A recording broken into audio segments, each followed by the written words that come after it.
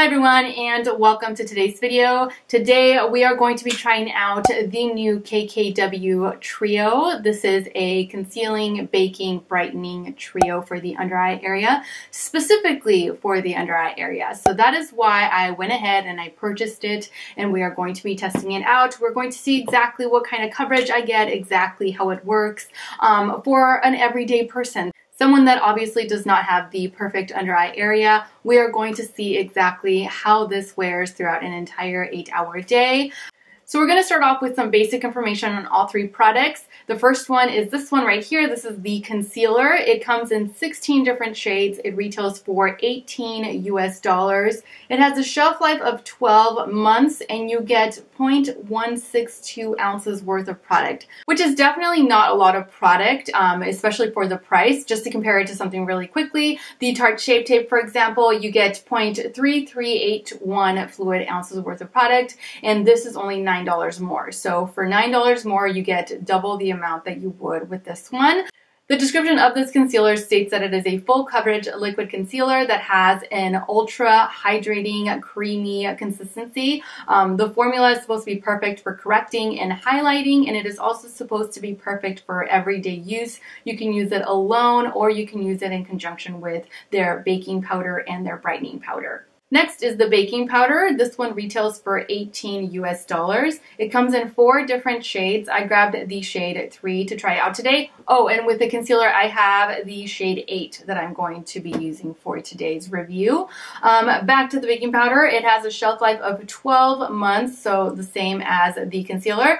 The packaging on this is actually really nice. I really like the packaging. It has a really nice nude acrylic look.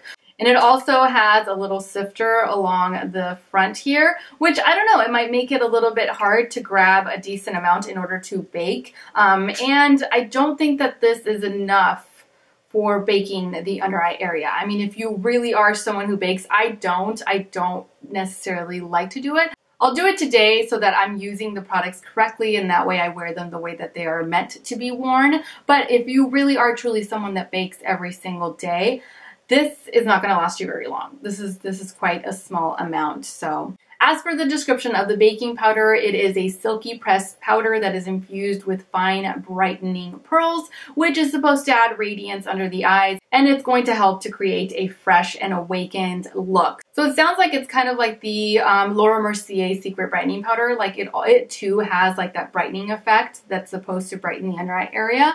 I'm going to definitely do a flashback test with this in order to see if you get any flashback with this product, because that's something that I don't think anybody likes. Last but not least is the brightening powder. This one also retails for $18 US. It comes in 4 different shades. I grabbed the shade 3 to try for today's video. You get 0.127 ounces worth of product in this, and it too has a shelf life of 12 months. The packaging is identical to that of the baking powder, and it also comes with a little mirror. As for the information on this is supposed to be a lightweight, non-drying, velvety powder formula that creates a soft, diffused finish. These universal translucent powders come in shades suitable for every skin tone, perfect for baking and setting the under eye. So I'm confused. Like, I'm supposed to use this to brighten or to set. I'm not really sure. I'm going to use it the way that I've seen it being used, which is just the concealer and then the baking and then the brightening. We'll see how it wears underneath the eye area. So now that we've covered the basics, let's talk a little bit about her kit. I did not purchase the kit. I purchased these items separately because I knew that I really wasn't going to be using the dual-ended brush and then the dual-ended like sponge and brush thing that everyone seems to make fun of because it looks like something that I'm not going to talk about. I've ordered from plenty of other websites, and usually you get your choice of like 3 different shipping options. Standard being around $5 or so, 2-day shipping being around the $9 to $10 mark, and then, you know, next business day shipping being a little bit more like on the $16 range. That's just numbers off the top of my head from the times that I've seen them. I've seen them plenty. So that's usually what I see. On the KKW website, you only get one shipping option, and that is standard, which usually takes about 3 to 7 business days after it has shipped. And it is $9 or almost $9. It's like a few cents short of $9, which I find to be a little bit on the high end for domestic shipping. I purchased everything on launch day, which was the 23rd of March, and I did not receive everything until the 31st of March. So, you know, not too incredibly bad on shipping, but for $9, I expected it to be just a little bit faster. Okay, so per usual, I am going to be testing this concealer set with and without a color corrector. I want to see exactly what kind of coverage I get with and without and how it wears throughout the day. So I'm simply going to jump off camera in order to apply foundation onto the face and also to color correct the right under eye area. And then I will be back in order to conceal.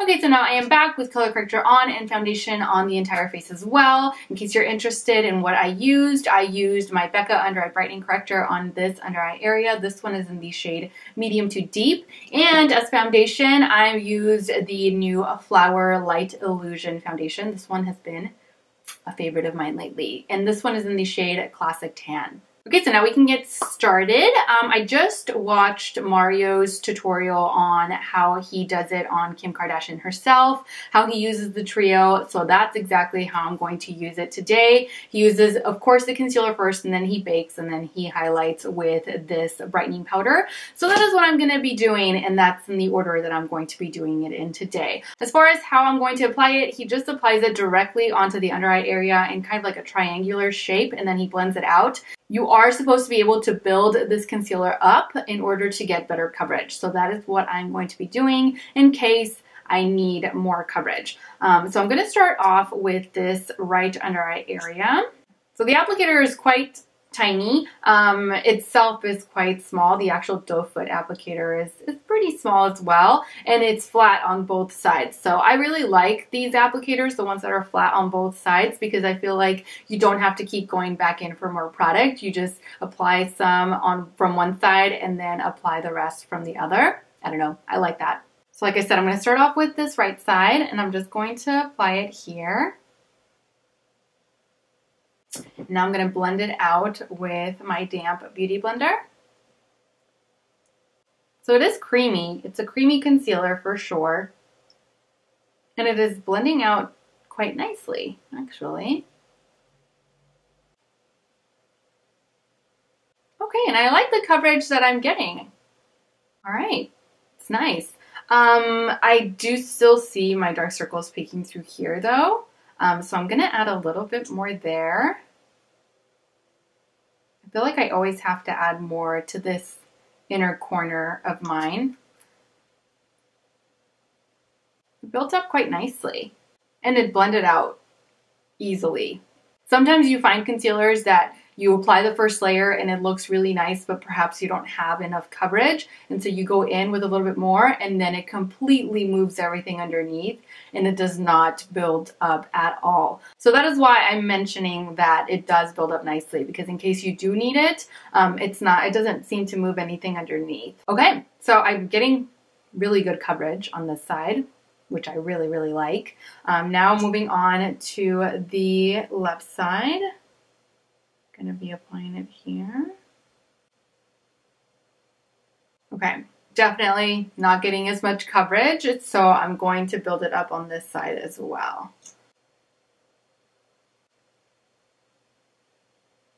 All right, that second layer really helped this side. Okay, so on this side, even with the 2 layers, I don't feel like I'm getting enough coverage, and I'm tempted to add a third, but I don't want to overdo it and then create that to be an issue. So I'm just going to leave it at 2. I'm getting really nice coverage, but here I can still see a little bit of darkness through here, just kind of all throughout.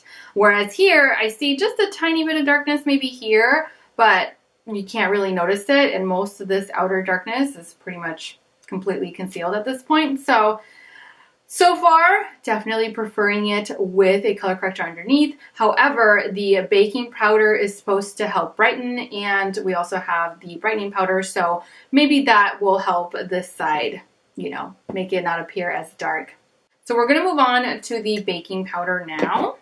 Now, you all know I don't bake, but I am going to do it for the purpose of this video.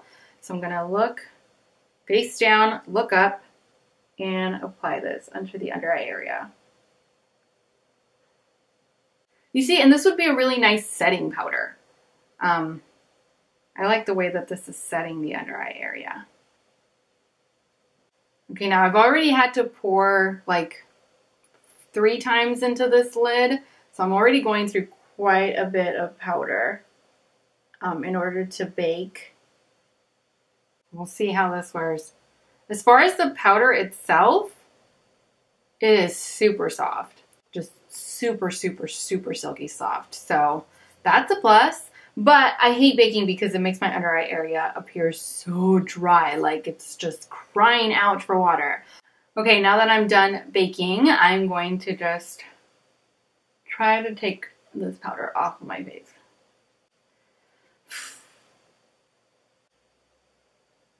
Girl, no, this looks so bad. Okay, so we're just gonna try to keep going with this. Okay, we'll see. Next comes the brightening powder. Right, and now I'm going to be taking this dual-ended brush. This one is from the Urban Decay Naked 2 palette. In my opinion, it looks exactly the same as what the brush that she's selling with the kit looks like. So I'm just gonna take a little bit of this powder, this brightening powder, and apply it here.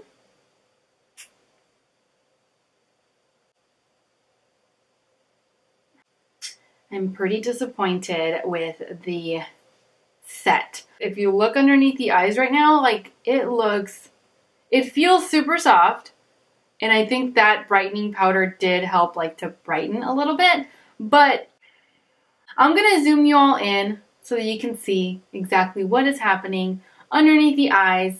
Okay, so this is what it looks like underneath the eyes as of right now. This left under eye area, I'm wearing it the way that it is meant to be worn. So the concealer, and then you bake with the baking powder, and then you apply the brightening powder. It looks so bad. It didn't conceal much at all. It is brightening, but it's making my under eye area just look kind of a little dry. I have coverage up here, like right underneath the lash line, but down here where I really need it, no, it's not there at all. As far as this other side, it's not as bad. I actually prefer it over this side for obvious reasons. I am getting better coverage. It still looks a little bit dry, but that's the baking powder. That's what baking is going to do to the under eye area. At least in my experience, it dries it up. So that's why I don't do it. But, I mean, I guess it's wearable. I don't know. Okay, so I was this close to pulling the plug and just washing everything off and just forgetting about this whole mess. But I'm going to wear it because I actually don't mind too much the way that it's wearing on this side. I don't mind it at all, actually. The way that it's wearing on this side, it's just like, oh, I don't like it at all. I don't like it whatsoever. It's dry, the coverage isn't there, it just, no. But this side, I'm okay with. So I'm going to continue to wear it, and I'm going to try it out for an entire 8-hour day and see how it wears. So I'm going to just simply jump off camera really quickly in order to finish off the rest of my makeup, and I will be right back. Okay, so now I am back with a full face of makeup, and I also did a flash test for the brightening powder. So yeah, here's that. Yeah, I know. So it is currently 11:58 in the morning. I do plan on wearing this for an entire 8-hour day, and I will be coming back halfway through the day in order to do a check-in, show you all close-ups of the under eye area, and talk to you about what has been happening throughout the day. So I will see you all back here in a few hours.